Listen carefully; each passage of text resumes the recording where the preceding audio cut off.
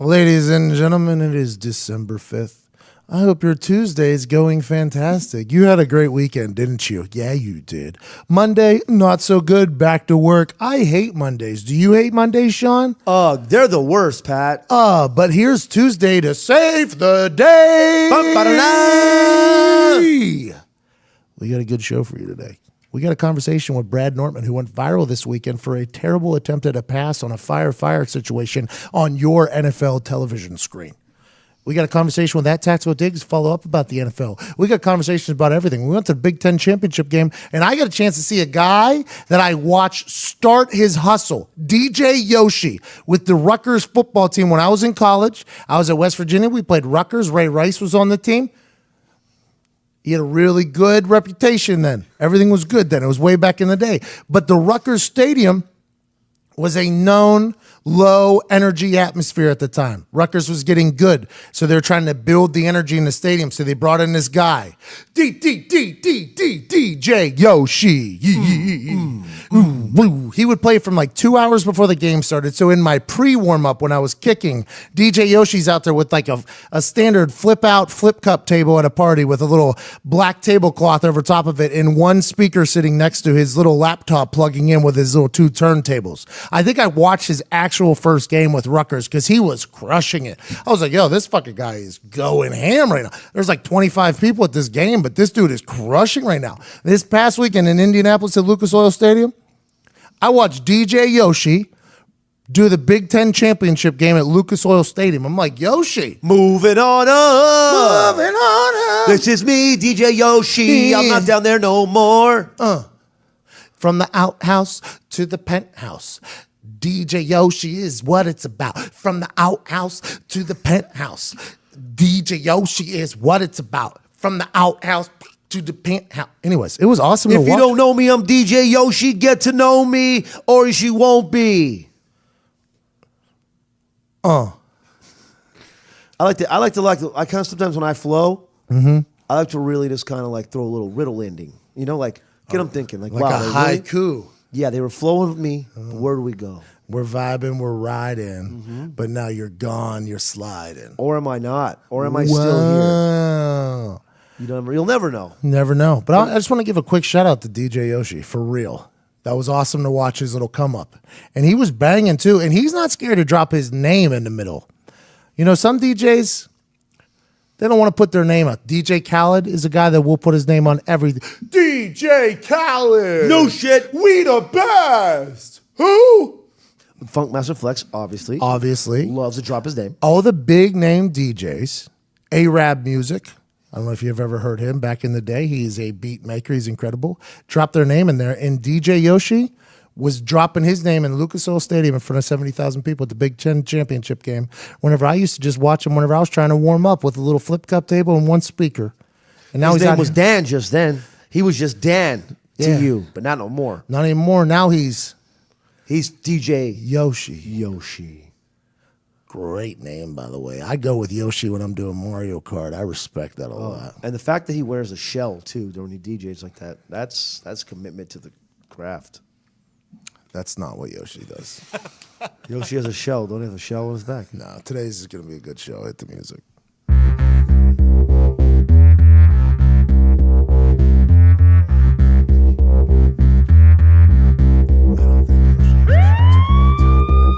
And now, the moment you've all been waiting for. He was a high school All-American, a college All-American. He was All-Pro in the NFL, but the thing that he's most proud of is during his show in Muncie, Indiana, he made a woman in the crowd laugh so hard, she shit her pants. Ladies and gentlemen, Pat McAfee!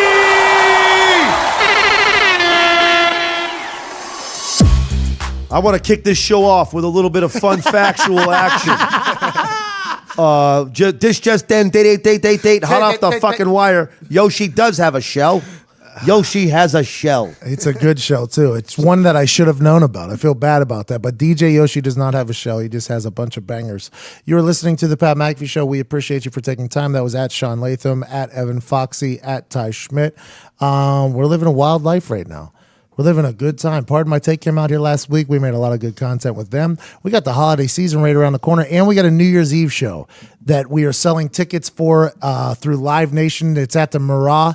It's just something that I'm so excited to do. I get to celebrate New Year's Eve for real this year for the first time in a long time. So we're making it a show and an after party. There will be special surprise guests. There will be partying. There will be good times. Get your tickets now through Live Nation. It's at the Murrah. Come spend your New Year's with us. We're gonna make sure it's the best New Year's of your life. We're gonna party.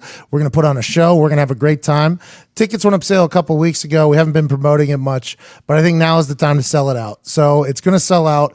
Get your New Year's Eve plans done now. Get it out the way. Now. Just get them done now. Just go get one ticket, which takes care of the entire night, show, and after party. It's going to be a blast. I can't wait to spend the New Year's with whoever comes. We're going to have a great time. This past weekend and in the world, some cool shit happened. What's going on in the world, Ty? So Time just released their short list of who potentially could be their person of the year, and to say the least, there were some interesting choices on there. Jeff Bezos, Trump, Jim Kong. Well, hold on, though. Trump probably was going to win, but probably wasn't good enough. That's right. Probably is not good enough to take up a full day of photo shoots. Probably? Huh. I'm going to need a little bit more of a guarantee there. Huh? Don't you think there, bub? Yeah, listen, if I don't get 100% confirmation out the gate. Yeah, what are we wasting time for? I got some presidential shit to accomplish, so how about you go ahead and hand over that guarantee real quick? That'd be good. Thanks, but no thanks. Jeff Bezos deserves to make up his own magazine. He should just make up his own the Amazon magazine, and he names himself the Amazon world changer of forever. Yeah. Because now people do not even need to leave their house to buy anything ever again. You're welcome. That's probably your winner, right? I mean, Jeff Bezos has got to be the winner. He's got to be. Got to be. He's richer than everybody. And he's immediately impacted every human's life. Yeah. Like, I don't even know how it works, but I do know that it shows up at my house all the fucking time because my lady's Amazon. Like, I know that's how it works. It's the whole world's changed. The whole world has changed because of Jeff Bezos. He's got his own shipping people. He's got facilities. He's doing food. He bought Whole Foods. Oh, he bought Trader Joe's, he bought Whole Foods. He's fucking. He can buy anything. Dropping drones. He's taking over video content. Like, what does this guy not do? Time did not give him a probable thing. He's definitely Time. He's got to be the guy, right? Jeff Bezos has got to be the guy. Well, I wonder what the criteria is. Like, you look at some of those other names. Didn't Adolf Hitler win one year? Didn't Adolf Hitler win Time of the Year? He might have. I'm not sure. That's like their thing, is they're like, we don't decide just if it's good people. It's like who had the most influential year. If they say Jim Kong, who can't send a missile past the Sea of Japan, RIP. RIP to the whole Sea of Japan. All of them. The plankton, yep. Whale, shark. All of them. All that. Mm-hmm. Minnows. RIP and peace to the Sea of Japan. The Japanese minnows. I'm worried about the fishes because the little fat man. His missiles are like pellets. Fish are eating Pac-Man. Vigilante raptivism like I'm Batman. Seriously. RIP Sea of Japan. How can he win? Just because he's the largest troll on Earth? That doesn't mean anything. Yeah. That doesn't mean shit. Thank God he's on Twitter. That'll take a troll game to another level. I cannot wait for him to get Twitter. Just him and Donald Trump truly beefing on Twitter. Like, now it's 280 characters at a time, plus a GIF option for him. If Jim Kong could scroll through the GIF options, he would be so happy. Oh my God! At least get an iPhone with a fucking international plan on it. Did you see like all the internet cables? They lit up a map that had like all the internet cables on Earth and how they all connect to each other. And there's just no cables going in or out of North Korea. It's like the only pitch black country. But somehow he has a mouthpiece outside that's sending out tweets for him. They're like, he is incredibly, excruciatingly upset with the indecisive, murderous words from the presidential campaign of the United States. Like, he speaks like Stephen A. Smith. It's outrageous, that fucking guy. Jeff Bezos has to win. All in favor of Jeff Bezos winning Time Man of the Year, say aye. Aye. So if that means anything, Time, go ahead and fucking take those 4 I votes. I didn't want to get bitter about this, but they kind of snubbed me on just the possibility. Yeah, there was no probably. There was rumbles. There was rumbles about me being nominated. Possibly. And you said, Well, you know what? Honestly, I don't feel that I'm that big yet that I can. I'll take a probably. What about they sent you a possibly though? That Yeah, you yeah. couldn't. You can't, as a human being, with pride, say yes to a possibly. You know, Yeah. like there is a chance that you could possibly win. You're like, I'm gonna need a little bit more than a possibly. At minimum, you have to send me some info, flight info. Let's go to the ceremony. You have to send me a probably. You know, it's like the Heisman. It's like the Heisman Award show. There's 8 dudes in it. Hey, by the way, the Ray Guy Award fucking can suck all types of dicks. Yeah, Ray All of Guy. them. We know what you're doing, bro. Hey, Ray Guy, your little committee that puts together who the best punter is, them motherfuckers ain't know what a good punter is if they imagine dragging their ball sack all over your face, bro. Yo, fuck your committee. Yeah, cuz. Bitch ass, weak ass, old fucking 1962 ass. Ain't got no fucking laces on a football, punting ass, back in the day ass, weak ass committee. Face ass. No, I'm joking. We're just kidding. To the punters that didn't get named to the Ray Guy finalists, specifically Johnny Townsend and Trevor Daniel, Tennessee and Florida punters, you're about to make a lot of money kicking football, so don't give a fuck about Ray Guy had to say or any of his people, because they were wrong. You two are game changers. Just remember that. When you're watching that ESPN College Award show, just know that it's all bullshit. Yeah. Yeah. It's for the sponsors. It's It's nothing all else. bullshit. It's a goddamn dog and It's all pony. fucking bullshit. Fucking dog and pony show. Sick of it. Make me get a suit? Fucking fly. You better fly me out. You want me to come to your butt fucking award show. All right? I better have a fucking setup. I better see a guy with my name on The plaque when I come down Yeah. the escalator. And I want to be one of the ones on the iPad when it fucking scrolls by. Not written out. Yeah, because I'm sick of the lazy handwriting with the dry erase board of the names at the airport by Uber drivers. I'm sick of it. And I want a two-man crew picking me up because I want the other car to be curbside while the other fuckface lets my name roll across the iPad Pro screen. Yeah, I'm not walking to the parking lot with you. just a standard Uber X too. We don't need any Yeah. premium stuff. Just a Uber X, like a Hyundai Excel or something. Yeah, or a Kia Sorrento. for real. No older than an 010, no newer than an 013. Classic models, by the way. Are we asking too much? I don't think so. I don't think so. A couple bottles of water. Can we live? I mean, God, can we live? All right, welcome back to the Sean Latham podcast.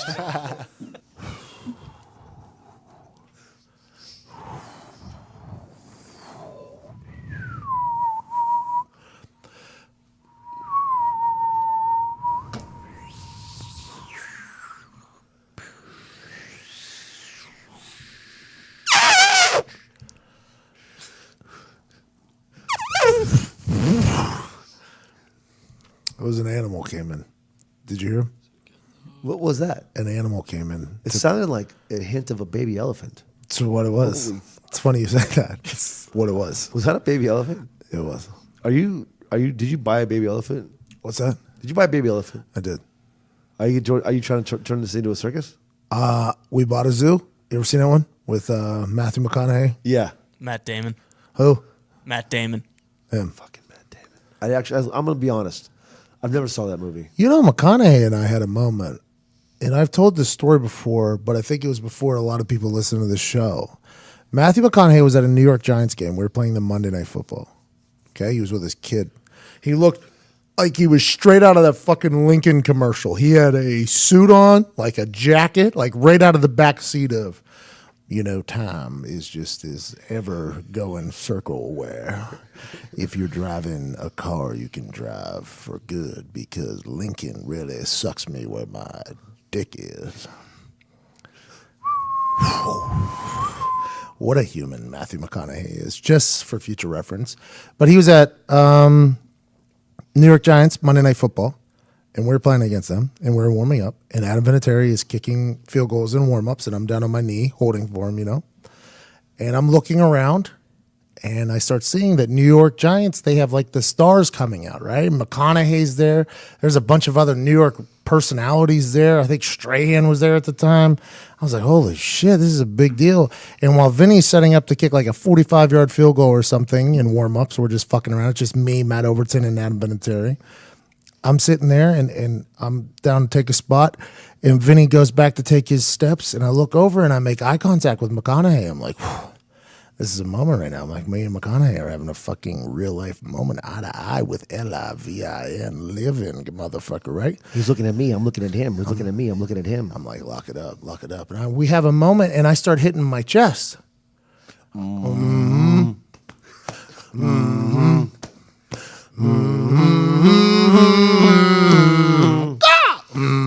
Right? Yeah. McConaughey, what does he do? Starts hitting his chest back. Yeah.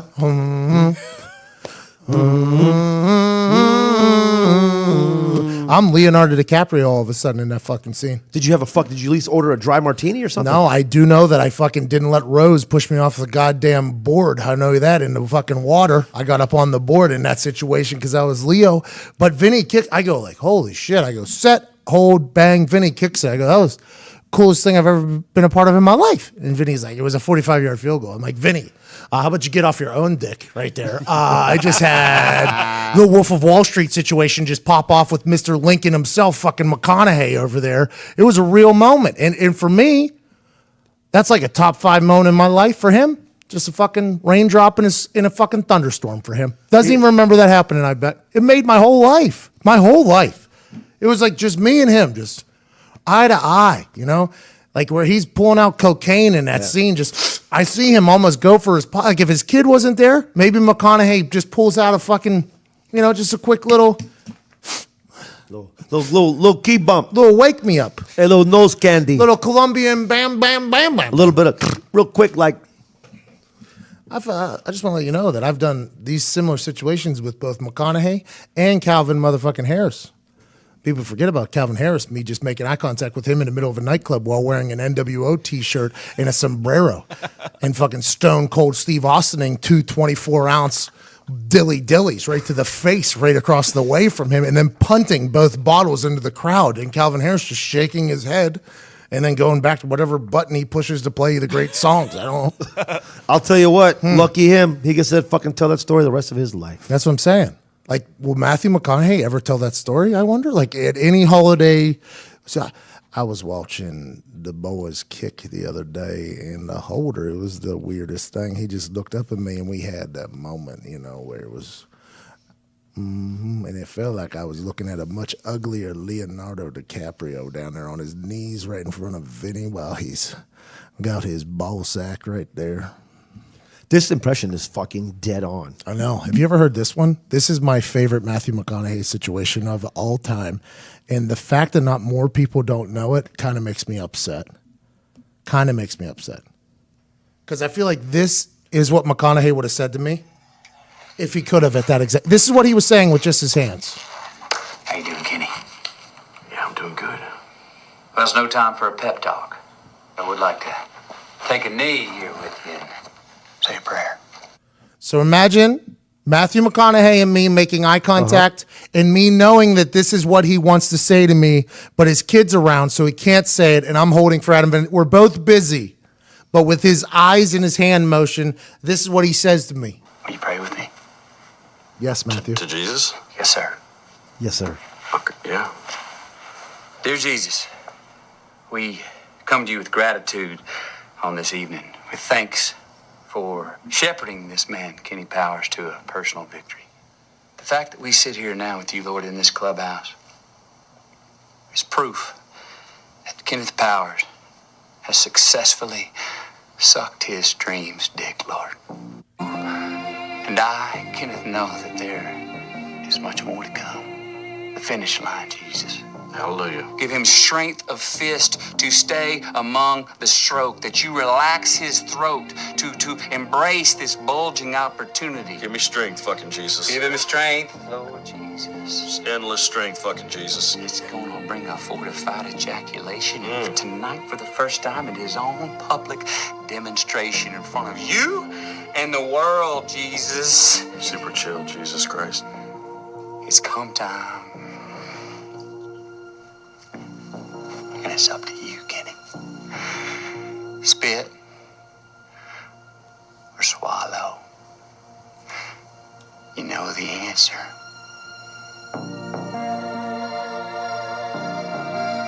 Thank you, Jesus. Amen. Fuck yeah, Jesus. Amen. That's what happened, basically. That's You know? That's basically what happened, and nobody talks about that. I went on to punt a ball at least 50 yards that night. Nobody talks about that type But of you know stuff. what? That's just how this whole operation works. Like some of the largest, most spectacular moments are only shared with a very small group of people. And you just happen to be lucky enough for this to happen. Yeah. He looked me right in my eye, and with his eyes, without his mouth saying anything, his eyes and his fist to his chest told me that tonight was the night I make my dreams dick come. And I sucked it dry, And you know what? You swallowed it all. didn't I? Yep. Every Didn't I? last drop of that dream. I swallowed every ding ding sauce out of that dreams dick. You even opened your mouth and went, look, all gone. You stuck your tongue out and all that. Just to prove, let everybody know that every drop of your dream was inside of you now. I wanted him to know that though after, and he was nowhere to, I didn't ever see him again. So the only time I saw him is when his eyes told me to suck my dreams dick, and then we never talked again. You want me to text him? Yeah, I tell AJ Hawk to text him. Speaking of sucking dreams dick, so are you struggling to find the perfect gift for someone who has it all, Sean? I've been struggling for 2 weeks now, Pat. Haven't you? I've heard you mention that a couple times. It's been driving me insane. Like, man, all these people, all these gifts, like, what do they want? I know what they want, Sean. They want 2 filet mignons, 2 top sirloins, 2 boneless pork chops, 4 boneless chicken breasts, 4 kielbasi sausages, 4 burgers, 4 potatoes au gratin, 4 caramel apple tartlets, 1 Omaha steak seasoning packet, plus Good news coming your way. heads up, coming in hot. Here it comes. Good news is coming in fucking hot. Wheels down. 4 more kielbasi sausages. Are you kidding me? For free. Now, I'm not a mathematist, Pat, as you'd say. Scientician even. But I'll tell you right now, that sounds like about 8 kielbasi sausages. Right there, plus 2 filet mignons, 2 top sirloins, 2 boneless pork chops, 4 chicken breasts boneless, 4 burgers, 4 potatoes au gratin, 4 caramel apple tartlets, and 1 Omaha steak seasoning packet. That's 22 pieces of meat. All for $49.99. And we've talked about this before, Pat. I know it's the sale is ticking. The time on this sale is ticking. The window's closing. Tick, tick. The move here is Tick, double tick. down, get 2. Double down, 44 pieces of meat. What? 8, double down, as what I said. I don't know if you know what you said there. Well, It I threw it- sounded like you lost it. Well, I just get so excited about eating. Sometimes I yell out the word in any form of its living. I think what you wanted to say was 16 kielbasi sausages if you buy 2 of these for under $100 with 4 filet mignons, 4 top sirloins, 4 boneless pork chops, 8 boneless chicken breasts, 8 potatoes au gratin, 8 burgers, 8 caramel apple tartlets, and 2 Omaha steak seasoning packets. Get 2 of them for under $100. Under $100. That's right there, what we call in the streets a goddamn steal. What? It's a steal. A hustle, some would say. I mean, what are we doing? You find us up the back of a truck, you letting them go online? Oh, you're giving away the food. I don't get it. Omaha Steaks are just giving away meat? Yeah, but we better get involved in this before they go out of business, Pat. Get involved. Write your senators. Write your congressmen. Let Get everybody involved. know. Get the word out. Get involved that Omaha Steaks is giving away shit. They're probably getting around taxes somehow here. I don't know how you give away this much food for this good of a deal. There's something going on, Sean, and I don't know how I could love it more, to be honest. Just a company just giving away the farm, literally? So many options. What? You got a Friday night, you make steaks. Maybe you got a Wednesday night, it's with the kids, you hanging out after practice, you make burgers. Oh, you need some kielbasis? Hey, invite some friends over. You got 16 kielbasi sausages. And don't worry about it. For those of you who have a sweet tooth, guess what? 4 caramel apple tartlets. And I'm going to say save those right before bed.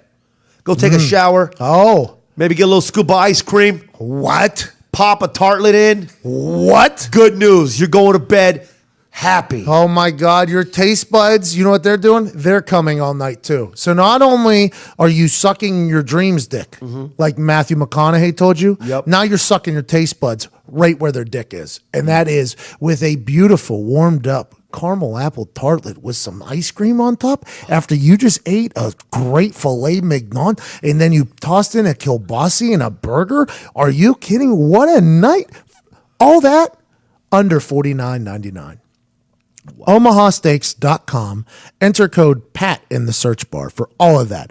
OMAHASTEAKS.com with my code PAT in the search bar, PAT, and get the best gift or give the best gift on earth. People are going to be like, you gave too much. You gave too much. We owe you. Yeah, you do. Wow. Wow. Wow. Wow. My go-to moves, I wake up after I eat the tartlet with the ice cream. Mm-hmm. I pop in one of the sirloins. Right in on where? a Saturday morning. In the oven? I put it on a burner. Right over there. 4 minutes each side. Bing, bang, Medium boom. rare, beautifully pink inside. Little salt, pepper, maybe a little garlic salt. I drop a couple eggs on her. Wow. Whoa. Brunch all of a sudden. All of a sudden, here I am styling and profiling. Limousine at ride. the house. All by yourself flexing. Flexing on myself. Taking a picture, posting it. Hey, who wants to hang out today? This is my morning. I'm just having a little good one here. Nothing big here. Nothing here to see. Just a delicious Omaha steak and eggs setup. No big deal. No big deal. Steak, eggs, and kegs. No big deal. Hello. Hello. Guess who's home? Don't forget about the potatoes au gratin. The potatoes au gratin. Still don't have a clue what those are, but I think they're probably pretty good. What the fuck are they? They're great. They're baked. I'm big. You're baked. What else happened in the world? So I know you followed this pretty closely last week, going into the weekend. Is Tiger back? He finished 8 under, tied for 9th. There were only 18 people in the field, but he looked pretty good. He is back, 100%. His back is back. His back is back. Guess who's back? Back again. Tiger's Who's back? Back. Tell a friend. Guess who's back? Tigers. Guess who's back? Tigers. Guess who's back? Tigers. Guess who's back? Tigers. Back is He had pep in his step. hopping around. I was like, is it 1997 right now? Moving day Saturday, not good. It was his only bad day, but then he bounced back. So that mental war that we were all worried about, the Tiger was just going to throw in the club, you know? Nope. His back fought through his mental warfare. I hope. And he was the lock of the century, by the way. If you listened to me last week, I got this bet that was very tough to find. I don't know where I found it, but I bet on him, and he won. And I think that's what next golf season is. It's the time to get back on the Tiger hype train because he wants to be great again. I think Tiger wants to be great. He wants to be back in the spotlight. That's why he was peacocking around on the driving range. That's why he came out wearing all black with a white belt. Ooh. A white belt? Ooh. Motherfucker better not wear the white belt unless you're back. Ooh. I dare a motherfucker to wear a white belt when you ain't back for real. Ooh. Or your back's back. Better be back too. Ooh. Yikes. Guess who's back? Back again. Tiger's back. It's back. Tell a friend. Guess who's back? Tiger's back. Guess who's back? Tiger's back. Guess who's back? Tiger's back is back. Jack. I'm pumped, dude. So pumped. So everybody was just tuning into golf. I had the Golf Channel on, just watching it. And what's that one commercial they have on there? I don't even want to say it. How about this? How about No, we got to address it because I guess it's a big time golf community thing because I wasn't allowed to make a joke about it because everybody told me I'd be roasted. They sell, what are the pants called that don't go all the way to your ankle, Nick or Sean? Capris? No, they start with Nick. Do you remember? They're called like something. Do you guys? Yeah, it's like the New York, what the Knicks used to be called. Yeah, but the full word. Yeah, what is right. the full word? Foxy, maybe you can take a shot at it. What are the? I think I'm blanking on this Oh, one. are you? Yeah. Knickerbockers. Oh, there they are. Say it again. What was it? Knickerbockers. Boy, they got a commercial where they say that word a lot, and boy, it all runs together pretty quickly. Yeah, and it does. they drop the Bacher and add an S. Yeah, they go hard. They go hard. Say it again. Knickerbockers. Boy, you better be ready when you say that word. So what's the short version? No, Knicks. I think, or the short version, but there's this commercial where an extremely old Caucasian fella is talking about these knickerbockers, and boy, it sounds a lot like another word at the beginning. And I was like, holy shit, they're letting this fly on the Golf Channel? And then the thing popped up like knickerbockers.com. I was like, oh, that's what you were saying. Whew, sounded a lot like a couple G's back there. Just want to let you know. With a soft day. Yeah, sounded like some G's back there in the earlier part of your ad. But I guess that's like a golf joke. That's like part of their marketing campaign is that everybody thinks that that's what's happening. It's like, it's an aggressive strategy. Yeah, real aggressive. You got away with it, though, because it's true. I mean, Knickerbocker sounds a lot like a good time. I mean, and I guess they're great pants. But, boy... My first 5 minutes watching the Golf Channel, and I hadn't watched Golf Channel in years, and that popped up. I was like, I wasn't watching TV. I was just like looking away, and I heard it. I'm like, what the fuck is the Golf Channel doing? What are we doing here? Now, you know that word short is knickers. Hey, And that's what they were saying in the commercial. yeah, jeez. That's Ask me where my wallet is. Where's your wallet? My wallet is in my knickers over there. Wow. See, that's what I'm saying. We should stay away from that on this show. Golf Channel, I thought they were getting a little greedy. But here you are talking about a pair of pantsoms. Well, it's N-I-C-K. I don't even think that's right. I think it's K-N-I. K-N-I. Yikes. Yeah. Even worse. For sure. That K-N, man. Oh, it's not a lot of fucking positive history there. The KNs? K-N, a lot of nights, things like that. Anything to do with nights at night. These guys are doing stuff at nighttime. It's not how it started. I don't think that's how the night started. I don't think they were like the SEAL Team 6 where they only operated at night. That's why I don't think that's why they called them nights. Well, you know what? Here's the thing, though, but you don't know if it's true or not, so you can't really. You're just going to say this is an educated guess on your part that I'm wrong. You're pretty sold that you're right. I'm also just sold that we're not sure that I'm wrong. I'm not sold that I'm right. What is that, doubt? That's Dateline NBC, by the way. Every week they're just looking to put doubt in the mind of the jurors because then it cannot be convicted. That's what you just tried to do right there. Well, it's a thing for a reason. Dateline needs to pick their shit up, by the way. I've been watching. My lady loves Dateline, so it's like our Friday night move because I'm like dead by then. I get home. It starts at 9. Let's go watch it. Have a good. I'm going to sleep in on Saturday. Remember, the sleeping hours are like the nuts in my mouth for the squirrel on Saturdays. They kind of stack up for the rest of the week. And we watch Dateline, and I'm like probably 6 weeks into this Dateline run. It's too easy. Shit's too easy. They give away too much too early, and then they try to put me on a ride, like a spin zone a little bit in the middle, about like 45 minutes into an hour and 15 in. And I already got you figured out, Lester. Hey, Lester Holt, I need to tell you this. You need to start making it tougher for me. Because the first 5 weeks, I was all in. I love it. I love Dateline. It's like, oh. But then whenever they just introduce a character out of nowhere, and it seems as if the lighting is good, and it looks like they're in a living room, but really they're just in jail. Like they're setting you up. It's a jail interview. I'm starting to pick up the little tendencies of their makeup artist that's in the jail. I'm starting to pick them up. That's a jail interview right there. Sam's like, stop it. Jesus, why do you have to do that? I'm like, that's on me. I'm sorry. That background looks fake. Like she would never have that background in her house, I don't think. Sam's like, you're such a fucking asshole. I'm like, it's her though. She did it. She's in jail. Why does that make you an asshole? Because we're 45 minutes into this thing and I'm already ruining it. It's like, oh, okay. Because I ruin it. Oh, yeah, because of the reveal you've just told me. Yeah. Okay. Do you watch Dateline ever? No, I don't have cable. Why would I have cable in my house? I'm not coming after you for it. I appreciate it. You really, it was a long pause and a sit down of an item there, and it was loud. So it was like one of those like disgust drops. She was like, "Oh my god!" Like when someone just like they just can't handle it anymore. I wish. I'm thinking about doing it. If it wasn't for NFL Sunday Ticket, I would probably do it. But you can get that online now, so I don't even need it. But I like NBC a lot. I don't like the local affiliate much. Because they fuck around too much and get in these negotiation deals with DirecTV and then lose the first half of the fucking NFL season. Like, hey, man, I need my fucking Pat Sajak and my Trebek every night.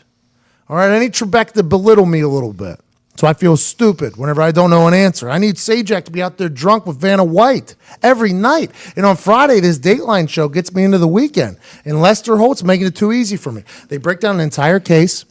Talk about how they interview people, the whole thing. And they're normally interviewing somebody from jail. And it's just like, you got to figure out which one it is, which background looks fake. And they're like, oh, that one's only getting interviewed solo. The other ones are like with 3 people. Oh, probably in jail. That's probably it.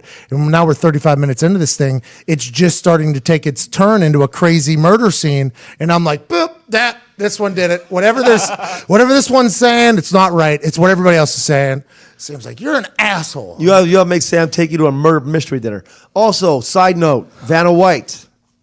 Saw a little rumor the other day. What she does is she wakes up in the middle of the night, she sleepwalks, and opens and closes all her cabinet doors. All right. That's true. All right. When in your brain did that hit? At what point, whenever I was going through that, did your brain just like see Vanna White sleepwalking and moving windows? No, cabinet doors. When I was mid-sentence, she is so good at Yeah. that, by the way. Sometimes you can tell she's getting upset because she knows the letter's right next to her, but they're making her walk to the other side, and she like just stands by it and looks at it, and then they're like, oh, there it goes, and she lights it up. She's like, yeah, fuck you. Yeah, I forgot she don't flip no more, but she used to flip them. And that's the subconscious part that makes her open the cabinet doors now. Vanna and Pat Sajak are some of the most positive people on earth, by the way. It's always just a good time, and there's no bullshit. It's just like, oh, yep. We got 3 T's, by the way. Some people are terrible. 3 T's. I play on the app, Wheel of Fortune on the app. I'm tough to handle on there. I get on there, I probably win it. There's a couple games on Idiot Test. I feel real good about how we would do an Idiot Test. Feel real good. Just because the same way I figure out Dateline, I figure out Idiot Test. It's the same strain of brain, I think. Wheel of Fortune, another one I would crush in. Jeopardy, I would be so negative. Because I'm going for it, for sure. Like those people that just sit around and not answer, what are you doing up there? Why are you even holding that buzzer? Well, because they'll get negative points. That's what we're looking for, though. You're going to walk out of there either in last place anyways. You might as well just... Why not be the record holder for most negative points? As soon as the question comes out, too, because you got a good 15 seconds to think about it. It's like, Oh, that's way... Whoa, Alex, what a question. No way, 15 seconds. What a question. It's like 10 seconds. You get like 10 seconds. There's numerous times where the person has hit it, and before they've gotten their answer out, the thing hasn't come yet, and I've thought of the answer. I'm like, oh, if I've got 10 extra seconds, you can get it. But boy, I would go very negative. But that Wheel of Fortune game, it's a word search. It's not a crossword. It's more of a word search than a crossword. Crossword puzzle people are good at Jeopardy. Word search people are good at Wheel of Fortune. That's where I'm real in there in that word search world. What about Family Feud? I feel like you'd be pretty good at that too. I want to host Family Feud. When Steve Harvey moves on after he's made his $1 billion here hosting 100 shows, I want to be the next guy to go in for Family Feud. That show, Steve Harvey's always pulling for the African-American family against the white family. The white family always gives the most absurd answers all the time. Steve Harvey's leaning heavy against them. And then the what is it? The end showcase. Fast Money. Fast Money. There it is. Boy, you know there's some grudges that get held with family members there whenever they just have a dumbass answer. Like when the guy needs like 10 points. I got you 140. You couldn't get me 60 points? Your dumbass answers. Name a topping on a pizza. You said watermelon. What are you doing? Like the white people get so angry at each other. You could see like they don't even afterwards because it very much promotes like a hugging and like a happy situation. And you can tell that it's a lot of fake clapping until that camera goes off and it's like, fucking Johnny, we knew you shouldn't have been in there. Fast Money, you fucking idiot. And think about the holiday seasons. That's the only time those families get to compete together ever. And they got to go sit at a holiday gift and be like, you remember back in 2017 when old Johnny here made it to Fast Money with Steve Harvey and he blanked and got 0 points after I gave him 160? You remember that? You remember that? We could have won 20,000 and a car. You know what the key is how long you pause. The pause been reading, and then you got to say, like, so you got to go. You get the answer from the person, right? As you're the host. Mm-hmm. And then you go, Knuckles. Okay. Facial expressions, everything. 100 people surveyed. Things your uncle might drag into the house. Yeah. Knuckles. Show me Knuckles. His face, though, is the best. He gets so angry with some people's answers. So angry. Steve Harvey is crushing it right now. Crushing it. And he sent that email out, remember, to all the staffers, like, don't accost me with your fucking dumbass ideas. I don't want to hear it. I was very against it at the time, but it makes so much sense now that I'm in the position that I am in right now. I was thinking maybe we make a video about blah, blah, blah, blah. Okay. With me? What are you talking to me about right now? I just want to make a video about blah, blah, blah. I think it'll do well. Okay, I don't, but like, go ahead and make it. I don't know what you're talking to me for. Okay, sounds good. Have a good one. That's what Steve Harvey has to deal with at a very high level on a daily basis. All of his writers want to pitch their own shows, I bet. The way he went about doing it was stupid, though. It was stupid. That email? Yeah, it was dumb. It was a bad idea. I have a really good idea. What is it? Can I go to the bathroom? Yeah, we're about to wrap this up and send it into the Brad Nortman conversation right now. Can you cut that out? No. I'll hold it. No, I think we just let it. Hold it. I think we just let it go. Don't you think? Let what go? Because we got to interview Brad Nortman in like 3 minutes, so maybe we just go ahead and cut this off and just go right to Brad Nortman's interview. Okay. Do you have anything parting words before? Well, no. I mean, I wasn't like trying to. I just want to piss my pants in the chair. Are you excited for this interview with Brad Nortman? I'm pumped about this interview. What do you think you're going to learn about him in this interview? You know what? I have no expectations on what I learn. I'm just excited to learn what I do learn. Wow. Well, with that being said, Sean's going to piss, and we're going to set up this interview with Brad Nortman, Jaguars punter and holder who got killed this past weekend. Here we go. Joining me now from what appears to be a condo or an apartment in Duval, the punter for the Jacksonville Jaguars, who yesterday had a fake punt that went for like 38 yards or something like that, a dime down the middle to a releasing tight end, I believe. Then he had a punt inside the 5-yard line, which was checked up perfectly. But what I am talking to him about today was a fire situation where he was set up for failure for a long time. These fire plays, if a botched field goal happens, everybody has the same go-to fire play. Brad Nortman fell into it yesterday because the long snapper sent one short on him. He did a great job trapping it. He gets it up. Josh Lambo refuses to kick it in true diva style. Then all of a sudden what happens is a roll right, double punch to the chest by a 6'8" guy, which turned into a viral video that I very much enjoyed creating because I've been in that situation before. Ladies and gentlemen, one of the best punters in the NFL, a guy who's riding the highs and lows of the Jacksonville Jaguars season this year, of the Jacksonville Jaguars, Brad Nortman. Thank you for having me. Appreciate it. I mean, you summed it up well. It was a roller coaster day yesterday. The fake punt going in, did you guys know you were going to call that first punt? Yeah, well, once we got a couple first downs, we decided to put it on, and so for the next several plays leading up to it, we had it on, and they came out and showed the look that we wanted. And once I saw it, I was like, "Holy crap, we're actually gonna run this." So a little bit out of the comfort zone. Usually, I'm better off at just dropping it and kicking it, but I thought I threw a nice little dime right down the middle. That's what I'm talking about. Give yourself a little credit. Hundreds of people too. We're dual threats. You had several throughout your career, so I'm just trying to keep it going. How are you in practice? Do you make every pass in practice? Like whenever these fakes come up, you have to execute them in practice for them to get called into game. I feel like you must have a pretty high completion percentage in practices. I do. It was pretty good. All but one throughout the whole week was good to go. The biggest fear of mine was overthrowing them. Yes. Schematically, it was good to go. Should have been wide open, and I just didn't want the adrenaline to let it sail 20 yards down the field. So it's just a nice little touch pass right down the middle. Boy, it worked out perfect. Good for you. It looked like a Tim Tebow type throw, like a Tim Tebow play. That's a Tim Tebow play where everybody's coming and then he just does a little dump pass over top. And I thought you delivered it perfectly. Thank you. I'd say my form was probably Tebow-esque too. Kind of, not really a lot of shoulder. It was just kind of all like elbow.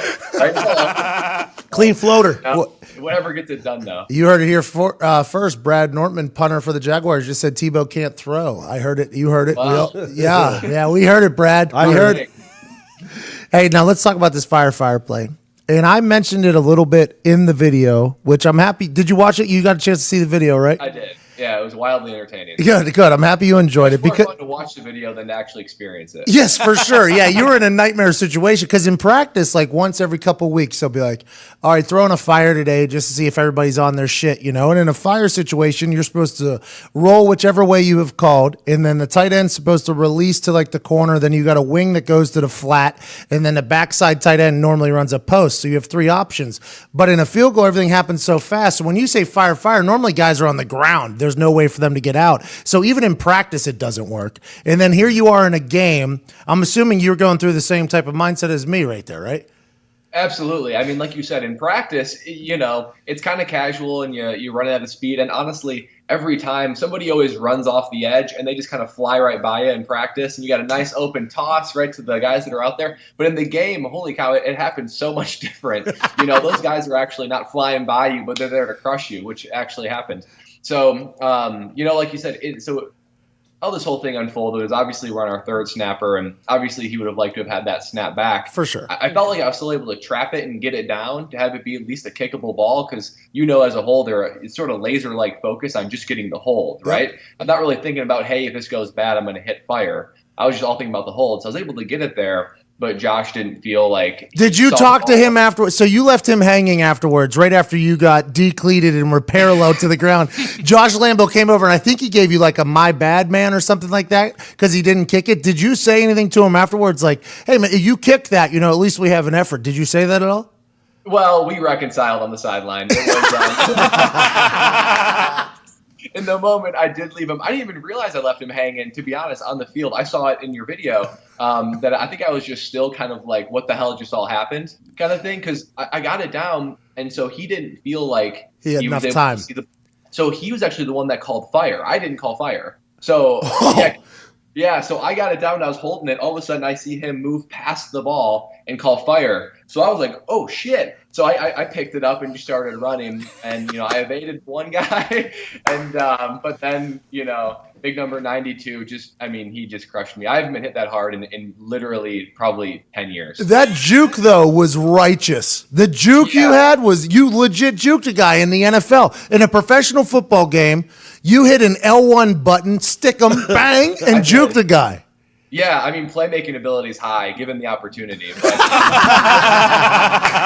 strength and other things that I feel like are up there. It wasn't good. Towards the end of the play, I saw gloves on both hands. Is that how you do for holding, or is it because man, you know what? If I get loose on this fire situation, I got to have grip on both sides. Yeah, and it just looks a little sweeter too. So but it helps with the holds, and then obviously in that kind of situation, it was probably one of the reasons why I was still able to get the pass off. As I was going down to the ground, as you observed, to be horizontal and to have no limb touching the ground at any given time is not good for a punter. So to be able to at least get the ball off was probably a win, but I definitely paid for it. Yeah, and you still threw it away. It was an incredible play. You look like Kurt Warner, Ben Roethlisberger, even Peyton Manning late in his career where he had a glove on his throwing hand. Eli, he got benched for it. But I thought you looked damn good, Brad. I felt like it was a one-man show out there, if I'm going to be honest with you. I had about five, hey, my bads after that. Like the snapper, Josh, and then a couple of linemen, some guys that didn't really know what to do, some guys that didn't really say, hey, my bad. And I get it, right? Like it's total spur of the moment. No one's really prepared for it. So it's not like you expect the play to go well. Is there a play in football that the odds are stacked against you more? No.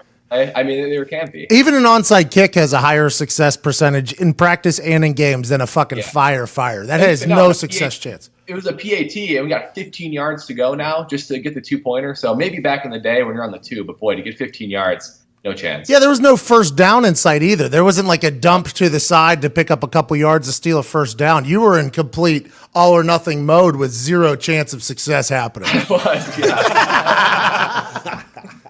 You hit the ground. You look like you took the bump pretty well. Is your body sore today from that? I made a tackle, right? Every time I'd make a tackle, it'd be big time conversation. Everybody would talk about, your tackle. Well, I was sore legit for the next 3 days because my body wouldn't be used to taking that type of punishment. Are you sore today at all after getting flattened by a 6'8" motherfucker? I'm sore. I don't know how you could not be sore. I honestly wake up with so much more respect for all of our teammates because they go through that on a daily basis, multiple times a day. The thing is for me is when I threw it, I really couldn't catch myself. I landed completely on my right hip.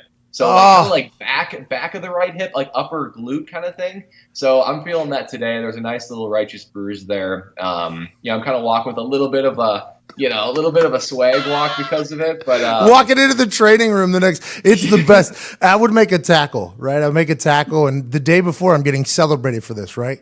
And then the next morning I'd have to walk in like real quiet and find a trainer and be like, yo, yeah, everything hurts on me. You know what? Everybody was cheering for me yesterday and like dapping me up like that was awesome because I had some Toradol inside of me. But like right now, my whole body's sore, so you guys are gonna have to get some Stem and Ice stat. I need some stim and ice stat. I mean, things that hurt, I didn't realize could hurt. I just any kind of contact is bad contact for a punter. I agree, and everybody's going to make fun of us for this situation, but this isn't like your backyard football with your kid. That was a 6'8" grown man who does hand-to-hand combat on a daily basis, just chucking you in your chest, and you becoming parallel to earth, and then whammy on your old ass hip, Brad. You're getting old now. It is, and it's almost like it's like getting hit with a cannonball. Like literally, I was up and I was like, holy cow, this is the situation. I'm trying to process it. We're gonna pull this off. And I was on my feet, and in a moment's notice, I'm on the ground. Like I almost didn't know what happened. Right? It just happened so quick. You're up, bam, on the ground. It's just, I mean, it's like it with a cannonball. All right, let's pile on the bad, and then we'll end with the good. Wisconsin just completely had no chance this past weekend. I went to the game, and after watching warm-ups, it was very easy to see that Ohio State was going to win. Wisconsin looked so scared, and Ohio State, I'd never seen a more confident-looking team going into a game. But then it became a real game because that's what Wisconsin does. You're an alum. Did you watch that game? How'd you feel watching your quarterback shot put balls all over the place? How'd you feel? How'd it make you feel? I watched it. It was hard to watch. I mean, we've been cruising all year, and so it's been great watching all year. And then the things that we were great at all year just didn't translate for every reason that game. Couldn't get the running game going. Big plays against our defense, which is usually super stingy. It was hard to watch. Good word right there. Good Stingy, word. yeah, you can use it if you want to. It's a good one. Yeah. I mean, it was hard, but obviously, like Ohio State, really great athletes. I mean, really nothing to lose. That's what I kind of felt like. I felt like Wisconsin was in position, okay, we have to win. We're in this position for the playoff. Ohio State, I felt like was really loose. Nothing really to lose. They come out there and they played well. Hard to watch. It was a bummer. I bet heavy on Wisconsin because I was with Big Cat and I wanted to be a supportive friend, and it just did not end well. End well. That is a good friend. Thank you. Least. That's what I want you to know, that whenever we become friends, whenever we're around each other in the future, I think you'll know that you have a good friend. I will bet on a terrible team if you want me to. That is loyalty right there. Thanks, man. You have a monster leg. I don't think I respected it enough whenever you were with Carolina. And then when you came to Jacksonville, I watched you in some warm-ups. You have a monster fucking leg. And you're playing for a team right now that's defense is really good. For a punter, if you have a good defense, it's a lot of fun. Because it's like we'll pin them, and now let the defense go get them. That's like the mindset. Like, I'll pin them, you get them, basically. And that's what's happening in Jacksonville. You guys are very successful. It has to be a lot of fun. Thank you. I mean, it really is. And like, as you said, to punt for a defense that's really good, your punts get rewarded. Yep. If you have a good punt, you absolutely get rewarded because you get to see your defense stop them. Offense gets the ball back, and we're rolling. So it's a great season so far. It's been an awesome culture change, and it's just good to get back to winning ways. And I mean, and Pat, the losing seasons just kind of trudge on, and they're horrible. The ones where you're winning and having fun, they fly by, and looking forward to getting back in there on Wednesday morning to just start another week because it's been fun. This is a Victory Monday for you right now. Victory Monday. Hard to beat it. What are you going to do? Well, I got the lift done already. Nice. What'd you do? Leg day? Leg day on Monday? It was leg day, but it was hard when I squatted. I kind of felt it, and that I didn't lower the weight. I upped it from last week because I'm a football player. I'm in the NFL. That's what I do, and I got a little cold tub. And then just kind of hang out the rest of the day. Maybe run some errands. Just live a little bit of a domesticated life. So maybe head to IKEA, pick up some pictures. Don't know if we'll have enough time, Brad. I don't know. You're married. You're wifed up. Does she? Do you have you live alone in Jacksonville? Because I was creeping on your Twitter a little bit today to learn about you. She lives in New York. I feel like, right? She's a model. You got like a supermodel wife. Yeah, she's a model. So she does a lot of traveling. So she lives here, but then she'll just go sometimes for 3-4 days at a time, sometimes more if need be. So right now, New York is the agency that she's in and focusing most on. So she kind of goes back and forth, like Monday to Thursday night kind of thing. She's also in a LA agency, Miami one. So she just kind of spends time in those locations. And it's great because it's kind of up to her when she wants to go there, make herself available, or if she gets called on to a job, she obviously would have to go. But it's nice because there's not a lot of really great jobs for wives out there for an NFL player because the time moving around, seasonality, right? Like, I mean, it's all football. Then we get like 4 months off. So it's really a great thing. And then in the off seasons, a lot of time I just go wherever she is. which is kind of nice for me to do that too then. That's awesome. Two young professionals doing life right. The Nortmans are living life large. Although he has a bad hip right now, he's still upped his weight in his squat rack. Get off his ass. He had a fake punt yesterday. The Jaguars are flying. Brad Nortman, I appreciate you for joining us, man. Hey, thanks for having me on, guys. It was a blast. Hey, on Wisconsin. On Wisconsin, that's right. And is eat shit and then fuck you a real quote? Is that a real chant? It is, yeah. The whole student section, about 20,000 strong, about 10,000 saying eat shit, and the other 20,000 saying fuck you. So that's real wholesome environment there.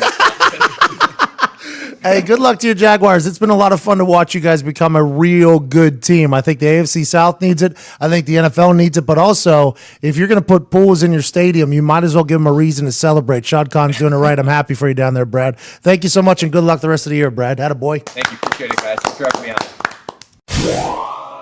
Great conversation with that guy. Tell you what, great teeth on him. Wow, I got some nice teeth. You can't see it in a podcast. You don't get a chance to really visualize the teeth of a guy, and that sucks because you just listen to a conversation with a guy who I don't think there's a better set of teeth on any human on earth. It looks like he just chews on butterflies. All day. All day. That's how nice his teeth were.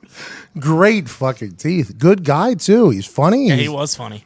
And he's got a cannon of a fucking, like, we were in London town, and I was watching him in warm-ups, and he was just launching these balls. I'm like, holy shit.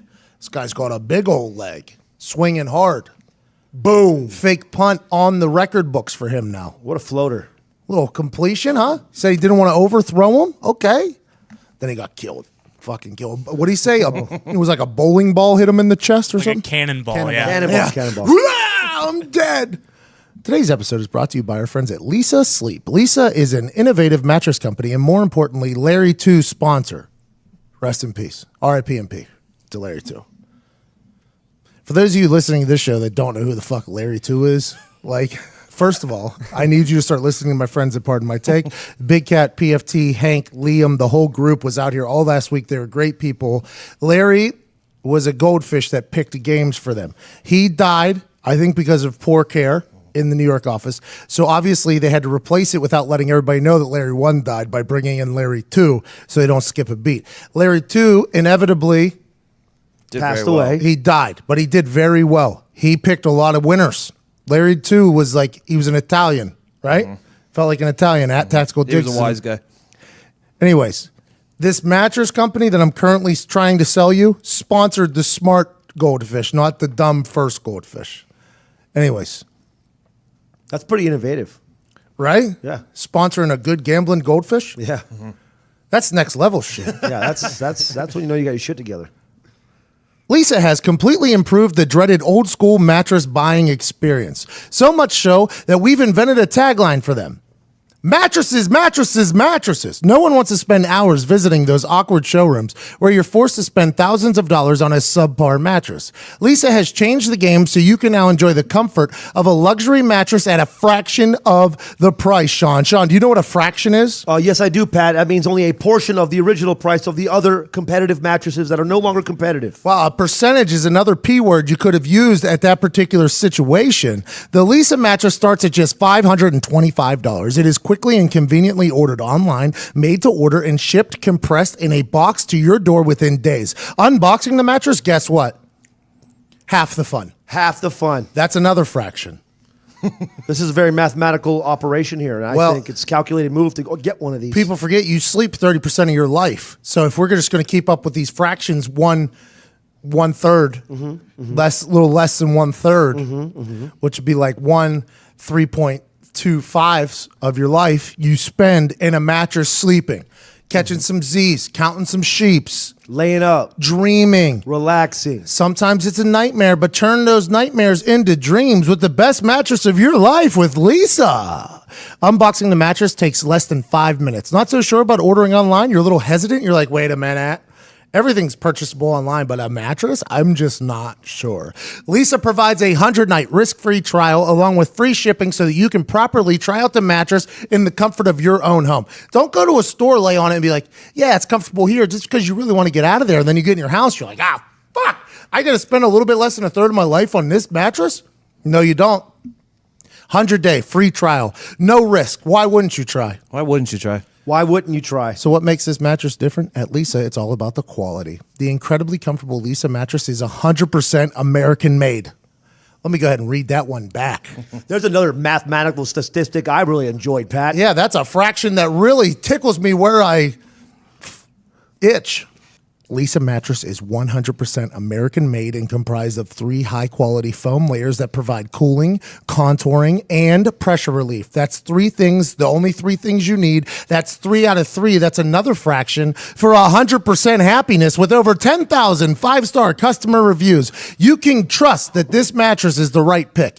Go to leesa.com/barstool today to receive an exclusive $100 off the Lisa mattress just for you. $100. Wow. Wow. Wow. Wow. Wow. Wow. Wow. Wow. So now you're only paying a fraction of the price, which is already a fraction of another price. This is 3rd generation fractional pricing, and I don't know why you wouldn't pull the trigger on the greatest mattress you've never slept on before until you try it today at leesa.com/barstool. All right. Brad Nortman got us into football, didn't he? Yeah, I did. We started talking about football. It got me all excited about that Jacksonville defense and the special teams coming together and beating the shit out of my old employer. I'm not happy about that. God damn it. Let's get some things together. There's a lot of people living a miserable life right now. If they could figure it out, it'd be great. But the NFL had a wild weekend. Wild weekend. A lot of crazy shit happening. My super duper lock lost. And the New England Patriots, Tom Brady, Josh McDaniels let me the fuck down. How'd you lose a super lock? It wasn't me. Hey, It was another group of men played football poorly. what group was it? Oh, Your super duper lock. What group was that? the Eagles. You don't bet against Seattle in Seattle. That's what everybody started chirping me on the Twitter. It's December in Seattle. It's a different animal. Okay. Yeah, it's a different animal. Carson Wentz is a different fucking animal, too. Did you see the throw he made, though? Yeah, I seen all his throws. What are you talking about? See his throw. I don't know what time you record. I didn't see a single throw. What was the throw? He was being chased from he's rolling out right. He was being chased from behind, and while he was being tackled, he was basically horizontal with the field, Like Brad Nortman was? and he threw it 40 yards down the field on the dime. For a completion? Yes. Like old school Mike Vick stuff? Yeah. Wow. I got to check that out because I haven't seen anything like that since I played in high school. And I was the QB. And you're watching your own film. I was just watching my own film. Have you been getting any calls lately? CFL, NFL, AFL, anybody calling you up? I've stopped taking the calls because I'm really happy here. So I'm just like, you know what? I'm not going to do it. Good Wow, answer. we're lucky. Yeah. I don't have to. I mean, I could be fucking throwing balls right now in several states. Yes, so many states. Even international. You could be up there in Canada slinging the rock for all them fucking maple syrup motherfuckers up there. I mean, Stop at the Sundowner? Huh, Diggs? Think about it. Stop down there at the Sundowner? Couple Looney Toonies? Go down there. Ain't a bad idea. Get a little dildo party out there? Hey, you should think about it. You should think something you should think about thinking about. Maybe getting your little pickle picker down there at the Sundowner. maybe I will. Maybe I will think about it. Maybe I'll just come back in like a year or something, you know? I mean, Don't come back. Like, if you go, don't come back. Well, I'm going to retire. I'm going to retire on top. I'm gonna From take here or from there? From there. I'm talking gonna about go like- in 1 year, crush it, win MVP, go to the championship game, win MVP, Warren Moon style. walk it off, and then live to tell the story. Know that you are not welcome back here after you do After that. my championship fucking run, Yeah, You we know don't want, what? we don't want to deal with you after that. We've all decided. It's We've my all, championship run, you guys are gonna fucking No, we don't give me want to the deal cold with. shoulder after my Yeah, we talked about it. the most memorable season in CFL history. I can't come fucking. You're making it even worse for what the reason why we don't want it. I'm sorry, I thought this building bred champions. We do. It doesn't mean we want them back. That's what I was going to say. Diggs, all right, Diggs. Every week, except for last week, because we were in New York. Quick hits with Diggs, Monday through Wednesday. Is it still to Wednesday? Is Yeah, it still 3 days? Wednesday. It's still a Wednesday. Monday through Wednesday at 6 o'clock. 6:01 now. 6:01 because it doesn't look like it's scheduled. It's a little personal touch. It's a good move. You're welcome, by the way. Quick hits with Diggs, Monday through Wednesday. All your NFL needs come through one source and one source only. He's a Paisan from Plum Borough. He's a representative of Coach Diggs and beautiful Diane DeGilio. He's got a younger brother. And it's at Tactical Diggs. He's about to do 40 seconds, which is one play clock. And 40 full seconds. Yeah, the last time he did this, we all heard it. He cut it off at 25. He was running jet, no huddle offense in this fucking thing. Just a little bit more information, maybe. We'll see. At Tactical Dig, summarizing last weekend's NFL trip here in 40 seconds in 3, 2, and... Vikes, Falcons. Case Keenum definitely sold a soul to the devil. Chiefs, Jets. Hey, ref, fuck your flag. Broncos, Dolphins. Bring back Brock. Colts, Jags. Call 911. Colts have no pulse. Tennessee Titans. Blah. Bucks, Pack. Rodgers soon. So soon. Lions, Ravens. Eating W's. Finally elite. Pats, Bills. Holy fucking anger issues. 49ers, Bears. Jimmy remains undefeated and handsome. Browns, Chargers. Gordon still good. Brown still bad. Giants, Raiders. Good hair. No job. Panthers, Saints. Alvin Kamara can do no wrong. 10 Rams, seconds. Cards. Sucked. Eagles, Hawks. Seattle at home is still Seattle at home. 36 seconds. That's a really good job. Nice work, Diggs. Nice work, Diggs. So many anger issues in Buffalo. So many. Tom Brady yelling at Josh McDaniel. Not happy, by the way. He was not. He was calling the wrong plays in Tom. Right after they scored a touchdown, too. Not satisfied. Not satisfied. Not satisfied. Oh, look, man, real high standards around there. Bills Mafia is tossing dildos out there. They win. They're happy. Bills Mafia is happy. Always. They're Their undefeated. crowd won. Not the game, but the crowd won. And then fucking Rob Gronkowski comes headhunting on old buddy down there, suspended 1 game. It's so weird that he has a short temper. Why you say that? There's not a lot upstairs, I think. So you think his small brain fella makes him have a short temper? Gronk get held. Gronk punish. That was a fucking real cheap shot. Dude, he was going And to he got hurt suspended him. a game. He was going to hurt him for real. For getting held. It's not like he pushed him after the play or anything like that. He was just getting held a little bit. Listen, I ain't never been held on an NFL field. So I don't know how angry it'd make you, but boy, I just thought about my butthole. If I'm laying there face down after I just got a pick on Tom Brady, I'm probably pretty excited. My whole body's probably pretty loose at that moment. I just got a pick off of the goat, off the fucking goat. I just got a pick. I'm excited. Here we are. And then all of a sudden, you got to poop a little bit. I bet I would have pooped a little bit. Gronkowski comes down with that goddamn shoulder right to the back of my With his head. bionic fucking arm. See you later. I probably pooped my pants right there. Maybe that's what happened. What, he got a concussion, they He's said? in the protocol. Jesus Christ. Knocked the motherfucker out for getting a pick on him. Back of the head. I'm a Gronkowski fan because I think he's so good at football. His 69 stuff is absurd. He's just like the biggest meathead in That's what history. I'm saying. He's like Billy Madison, very Billy Madison-esque, that guy. He's so good at football, but I didn't think that Billy Madison would do that to a guy. Like, I didn't think Rob Gronkowski would do that to a guy. That was a very angry, cheap. That was a cheap shot. He was pissed.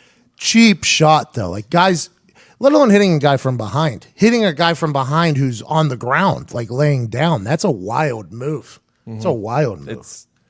How about the Case Keenum definitely sold his soul. You can't be like a below 500 quarterback your entire career and then. So what you're saying is the devil went down to Georgia. Yes. He was looking for a soul to steal. He was in a bind. He was way behind. He was looking to make a deal. Is that what you're saying with Yes. Case Keenum? He said, "Hi, my name's Case, and I like to play the ball." And the devil said, "Sit on down, son. Let me teach you how to make the call." Like, imagine if that is what happened, because he is fucking lights out, and he's one of the most basic looking motherfuckers on earth. He looks like he could be like related to me. He looks like he's just a basic dude who's out there crushing. And Teddy Bridgewater. Big Dick Teddy's just waiting. But remember, they were talking. What you say? He's You ever see the picture? no, really? Yeah. Hammer time. Yeah. Ty, did you see it? You had to have seen it. Yeah, hung like a moose. A moose from the fucking behind the window. Moose hung like a moose from the window back there. Did you hear that? A lot of moose in Chicago, huh? So Teddy Bridgewater was supposed to be like they were talking about him before he got hurt, being like an MVP candidate. Do you remember how he was balling in like training camp or something, right? And he just got hurt in practice. And then they traded for Sam Bradford. They were talking about that team winning the Super Bowl with Teddy Bridgewater because the defense was awesome. Teddy Bridgewater was playing at a very high level. Then all of a sudden, bang, bang, he's out. Sam Bradford's hurt. Now Teddy Bridgewater, with all that hype from before, is back. In case Keenum is too hot that they can't bring Teddy Bridgewater in the game. And it makes sense. Like, nobody's like, yep, you're right. Maybe he's the next Tom Brady. Case Keenum. Yeah. Somebody Yikes. gets Gets hurt, he comes is in. Teddy Bridgewater going to be the next Drew Bledsoe? Then Yeah, you he's think going to retire. He's going to be done. He's done. It's forever. Case Keenum just fucking Tom Brady'd you, or Ben Roethlisberger did it too. Tommy Maddox. Tommy Maddox. Tommy had to go back to selling insurance. Tommy Maddox got hurt out of nowhere. Big Ben Old comes Tommy in. gun. I liked him. I like Tommy too. Where is Drew Bledsoe these days? Probably selling wine. I think he has a big Yeah, wine. he owns a vineyard. His brain's scrambled. He's just drinking wine up there. What a great gig, just right into a vineyard. Oh, just sipping on the finest wines. The finest wines. What would you consider the finest wine, by the way? Like, Hey, what's the your palate? what's your the twen- favorite one? Yeah, what's the $20 My chef? favorite wine personally, or we talk, I mean, Yeah, personal. What the fuck? Yeah, don't pick me my favorite. I'm a big Pinot Noir guy. okay. Whoa. I like a little sweetness, not as much dry. No, it's not as dry. Is know that what I like the mean? Bud Light of wines? No. I just want to know what the Bud Light of wines is. That's what Bud I Light of wanna- wines comes in a box. Franzia. Franzia. Franz, I did a lot of. I spent a lot of time with Mr. Franzia. I don't know Slap what it. slapped the shit out of that bag. Just stole so much happiness from the next day, though. That hangover, the boxed wine hangover, was absurd. But that party was, you rented happiness from the next day when you were doing the Franzia thing. I got to the point where I was drop kicking it. You know what I mean? Hold it up, and I'm gonna do like a roundhouse kick with it, and then I'm gonna smack the bag and then chug it with my foot. You know what else is a bad hangover? You're the only person drinking vodka in the entire suite, and for some reason there was a bottle and a half gone. Got a chance to go to the Big Ten Championship this past weekend. I don't know if you were the only one drinking vodka, were you? I was know, going but to say I was was a made heavy quite a few pour. of those as well. I had a few vodka sodas. We had Vodka a Sprites. suite for the Big Ten Championship, and I learned that the Ohio State fan base would walk right into Syria and fight ISIS if Urban Meyer told them. They would walk right into that fucking country. They were sitting there mouthing along the sounds of the band. Like the Ohio State fan base is all the fucking way in and ready to do whatever, whenever for Urban Meyer. They're ready for whatever. Those big college programs like Notre Dame, Penn State, Ohio State, down south, I'm sure Alabama, stuff like that, they are very much cults. They are. The brainwashing is. I saw a grown man that had tattoos on his arm, like a goatee. Looks like a guy who would make fun of every young person on earth and generation, like for snowflakes and being soft and shit. And as soon as that band started something up, he was at attention and he was singing along. He was singing along. It wasn't even like it was incredible to watch. It was incredible. Yeah, remember the pimp suit dudes? There was two dudes in pimp suits, this old white lady with them. Yep. Yeah, it was an incredible situation. They were singing along. Yeah, they all knew the songs. Everybody. The only people that kind of dropped the ball were the people that the last O.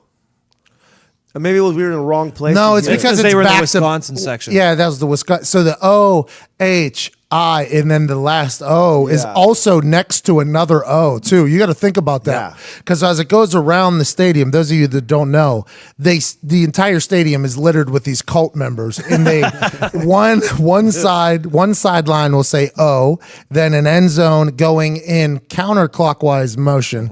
The end zone said H, and then where we were, our sideline would scream I, and then the other end zone was filled with Wisconsin people. It was it was low. And then a new O would come. It was like when you hit the wave and you hit that one rich section where the people won't stand up. That was kind of what it was like with the Ohio thing. It's because that's where the Wisconsin people were. I'm also a big fuck the wave guy.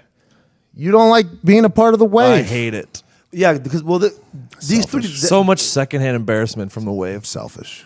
Just secondhand embarrassment. What does that even mean? I just don't like it. Why don't you like the wave? What could the wave had possibly done? I'm to so you. surprised that you guys are wave guys. I've never been a part of one. I used to I start feel them like in high school football. it's a real try hard move. I didn't play my last fucking year. I fucking would start the wave. Yeah, he just took a shot, dude. I don't know if you heard it here just a couple seconds I feel ago. like I love doing the wave. If That's you why like it's the a wave, thing. if you like the wave, you also like 1960s bathing suits. I think that's what's the situation. I'm here. cool with those. How is that the tie together? That's the dumbest tie together How I've is ever that heard. the Listen, knot? people are gonna agree with me on this one. I know this. Jesus. No way. You Dude, have some everybody, thoughts. every fucking people So love you have doing some the wave. Yeah, you have some thought. That lefty for Wisconsin couldn't throw a football Oh, my good, God. but boy, they were in the game the whole horny time. buck. They were in that game. Ohio State won that game in warmups. It wasn't even close. I told that to Brad Nortman. If you were at that game and you were watching the Ohio State Buckeyes swag all over their half of the field, and then you look over at Wisconsin just trying to figure out where to stand, boy, that game was over in warmups. What did I tell you? It was a dead giveaway when Ohio State came out in like sweats and hoodies, and then Wisconsin came out full uniform. I said, well, putting the house on Ohio State. I don't mind the full uniform get up, right? The whole what people are wearing in warmups isn't the thing. But every little individual group for Ohio State had their breakdown, and it seemed as if it wasn't rehearsed. It was just a natural reaction by everybody to do the exact same thing, and there was just so much confidence oozing out of every huddle. JT Barrett, I think, broke down 2 huddles. Urban Meyer broke down the punt team at one point. I'm like, this team is ready to roll. And Wisconsin made it a game. Good for them. Matt Leinart looking quarterback throwing of Tebow. He looked like Leinart with the arm of Tebow. So perfect. That is what he looked like. But I learned to love him because he made some big time completions and some big moments. But I don't know how you watch that all year if you're a Wisconsin fan. That would have been tough to watch. But goddamn, the turf guy came out and made a play. Oh, Yeah, he Timmy did. Turfs. Timmy Turfs. Timmy Turfs, he's been around. He was like with the Nationals and some other teams, and he had 70,000 people at first booing him. At first, the reaction inside the stadium was like, get off the field, fucko. And then they realized, like, oh, he literally can't. And then everybody was like, why is nobody helping this dude? There has to be another person that can move rubber pellets. Somebody with a stamper Somebody, thing. come in. Come stamp Maybe a this. shovel even. Maybe like one of them fucking curling rugs. Slap it with the shovel. Yeah, like the fucking curling, the rake thing. Yeah. And then we all cheered for him as he was closing up to the end. And it was like, it was a real team thing that happened. That guy, he was on national TV. I think I'm assuming they had the same exact reactions as us. Like at first, get this guy off the fucking TV. Then it's like, not a bad job, fella. Not a bad job for yourself. And then he saved the game. And Thank God he didn't call in sick. he ran out there one other time afterwards. I don't know if it made it on TV. So he ran out again, and he did one final like checkup. smooth over. Yeah, a little checkup because that's a big deal. Somebody gets hurt there. Lawsuit. Can you get that guys on the show? Let's talk turf to guy? fucking Timmy Turfs. I wouldn't mind talking to Timmy Turf. He got a big standing O after, too. Yeah. We were jacked up Huge. for that guy because I'm serious. Everybody in there was like, is there nobody that can help this guy? He's just sitting there fucking Going hard. in a fishbowl on his hands and knees, pulling out rubber things and like sewing it back together. Wow. You can't, there's not a machine that just come in there and just be like, just push a whole new piece. By the way, there's machines doing some wild shit. That stripper robot today that hit Facebook, Diggs, I bet you love that thing. It only takes Bitcoin, so I can't love it. I'll tear that robot up. You see, he was wearing heels too. Those hips were moving. It was such a like like at the next Gen Con or whatever, bro. There's gonna be an entire room of those things. There's gonna be a lot of semen dumped all over the floor in there. I'm gonna walk right into that room of robots and I'm gonna be like, who wanna get fucked? And I'll let the robots fight it out or whatever they do. Me. For who gets the? You think just because they're robots, like they're gonna want to fuck you? Fuck me, Sean. 100%.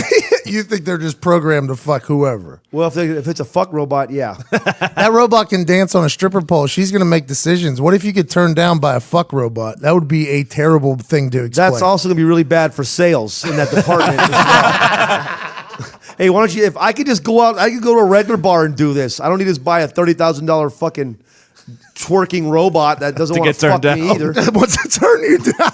Makes you have to work for it. This is wild. Though. The robot that he was jumping over boxes and running and sprinting and shit like that. The little horsey one. Yeah, I was like, okay, though that's an impressive thing. But whatever nerd made this stripping robot, like Very human-like movements. he was dying. Sorry. Or she. That's very fucked up of me. I'm assuming this was a male nerd that made this stripping robot.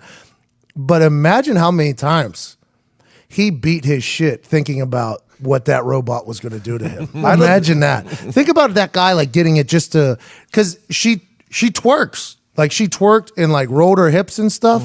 Like he had to like adjust that at one point to make it the perfect amount. He's like, that stripper, that's a little bit too fast. Let's slow it down a little. Oh, that's the perfect. Yeah. Like there's some creepy fucking scientist judging this robot. And now I bet it's the future. It's going to be like Tesla. People are just going to be plugging their robots into the wall, going to work, coming home. getting a striptease from this robot that ain't got no human parts, and then fucking the face off of it.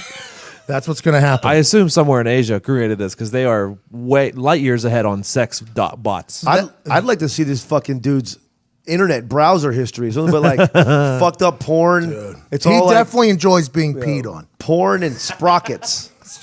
Sprocket. This guy just wants some sprockets. So much oil, WD-40, Yeah. WD-40, robot tools. some porn, little hip roll movement. Yeah. His WD-40, which is Lubriderm, I assume. He's gonna get some fucking chrome. What happens when a kicker, like a robot, becomes a kicker? Because that's something that they could probably become. Or a pitcher, a kicker or a pitcher. Like that'll be, because that's just a movement. Like a golfer too. There could be a robot golfer There already too. is. A plumber, a wrestler. I mean, they're just gonna be all of plumber? us. They're gonna be all of us. They're gonna kick us. They're gonna kill us all off and just take over our shit and be us. That's a movie, right? Artificial intelligence? Yeah, Will Smith. Love that guy. iRobot. Where's Nick at? That's also like the basis of Terminator, pretty much. Who? Terminator. Terminator. Terminator, yeah. Nah. Yeah, Skynet. That's like the robots killing everyone and taking over the world. That's Back to the Chopper? No. He's in that. You're thinking of Predator. Yeah. He says, I'll be back to the chopper. He says, "I'll be back in Terminator." Okay, so there. And So get half. to the yeah, you're half right. Okay, and what's the other one? What's the other one? And the other one is Predator. He says, "Get to the chopper." Predator definitely ain't as popular as Get to the Chopper. I'm saying, you know how last week some motherfucker asked Chuck Pagano about a Groundhog's Day reference and didn't know what Groundhog's Day was? And then they mocked Chuck for the press conference. Like, the guy who made a reference to something that he doesn't know the reference about, it's on his ass. Like, that should be his job. He texted me telling me that African-American folks ain't never seen Groundhog Day, by the way. After I tweeted out, like, hey, at Mike Wells, you can't just make a Groundhog Day reference and then not get the reference whenever it's replied to you. And he texted me, African American people don't watch Groundhog Day. And I started dying laughing, dying. And then today, Chuck Pagano bought 3 DVDs of Groundhog Day and handed them out to Mike Wells and a couple other reporters. And he's going to do like a full homework assignment, I bet.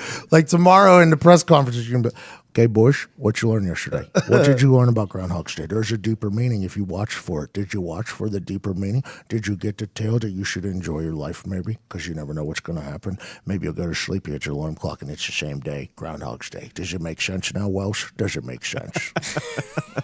That's hilarious. Chuck's on one right now. Chuck Pagano is on one right now. Everybody enjoyed my press conferences earlier. He's about to give real ones. He's about to give. already is. He's giving ones that are today or yesterday was. There's no crying in baseball. Yeah. League of Their Own. They asked how the players were handling losing. And he go, you ever see a League of Their Own? You know, Tom Hanks. Yeah.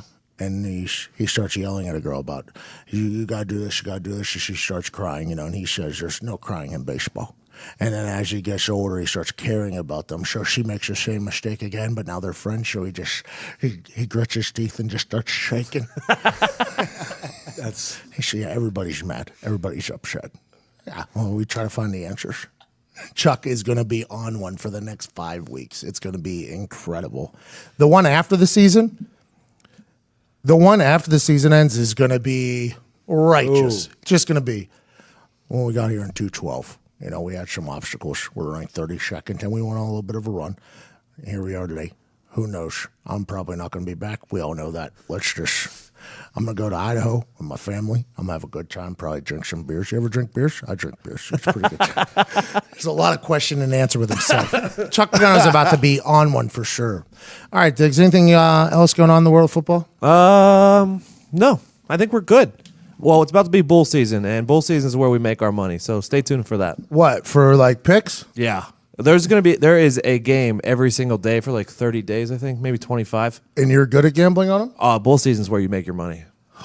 Well, I've been making Especially my money this year. on regular season. I can't wait. I'm going to hit up the Viceroys and see how the fan bases and players feel about interim coaches and new coaches coming. And there's a lot of inside workings if teams are going to try. Do you ever have an interim coach or anything like that for a big game? Yeah, we did, and we won. You guys, was it a punting guy? Yeah, Bill Stewart. Yeah, but you guys liked him a lot, see? Yeah, we did. That's what I'm going to reach out and get that info.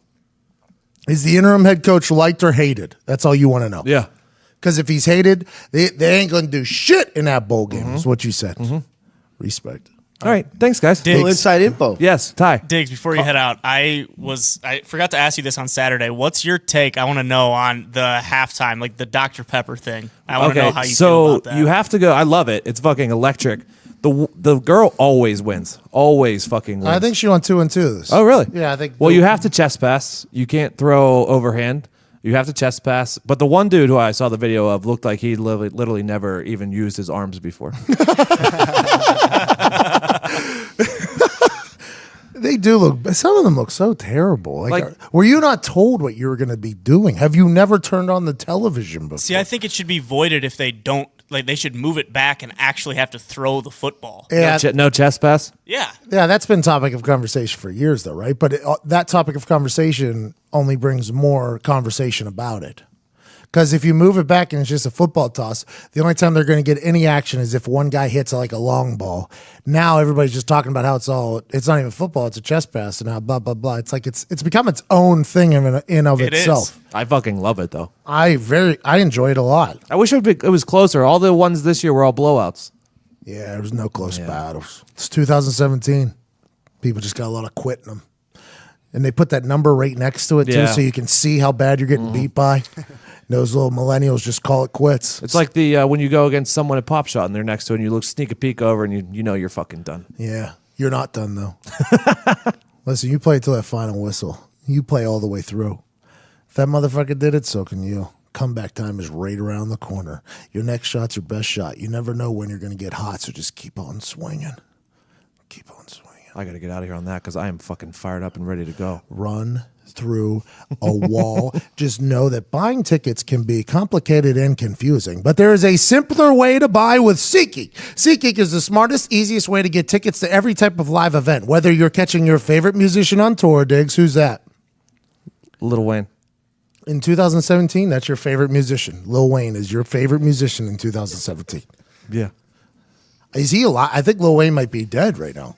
Is Lil Wayne alive? I haven't heard anything from Lil Wayne. That might be my worst on-spot answer of all time. I think he moved to an asteroid.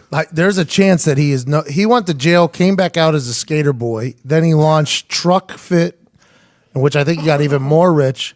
Last year I made $100 million flat. I mean, I think he just disappeared. And that is your favorite musician in the year of 2017, almost. Yeah, because he watches football games and bets it all on one play. Shopping for the perfect gift or just searching for a last-minute deal to see your favorite team, SeatGeek helps you find the best seat at the best prices. Fully guaranteed. Nothing beats being live in person for the biggest plays of the year, and SeatGeek will get you closer to the action for a great value. SeatGeek is designed to make your ticket buying experience easier than ever. SeatGeek saves you time and money by searching multiple ticket sites to compare prices and find amazing deals for you. Let them help you. Help them. Help you. Wow. Why wouldn't you try? Make SeatGeek your go-to app for finding the best deals on every type of ticket, from sports and concerts to comedy and theater. Get $10 off your first SeatGeek purchase. Download the SeatGeek app now and enter promo code PAT. That's $10 off with promo code PAT off your first SeatGeek purchase. If you're getting a ticket to something, you might as well get the best possible ticket at the best possible price from the best ticket place on earth, SeatGeek. Geeks do a lot of great things. Let the SeatGeeks take care of you whenever you're looking to take care of you. Seated geeks have been reliable. What's that, Diggs? Thanks for everything. I want to let you know you really walked out on a real banger there. Favorite musician, Lil Wayne. Was good. Crushing. Good luck out there, man. All right, that's today's show. We appreciate you so much for joining us. From myself, at Sean Latham, at Evan Foxy, at Ty Schmidt, at Tactical Diggs. That was a terrible answer. That was favorite musician. There's so many. He should have said Frankie Valli. What do you think you got, Frankie Valli or something? See, any answer is better than the one he gave. Like the one you just gave, better than his. Yeah. Anyways, I hope you've enjoyed your Tuesday with us. We appreciate you for listening. We will see you on Thursday with a big-time guest. Big guest. Big. Tell your friends to tell their friends to listen to the show on Thursday because we got a big-time guest, a guy that has over 1 million Twitter followers. Think about that. over 1 million people follow him on a social media network. Well, what are you going to do? You going to interview yourself, Pat? Great question, Sean. I'll let you know more on Thursday's edition of our show. Thanks for listening.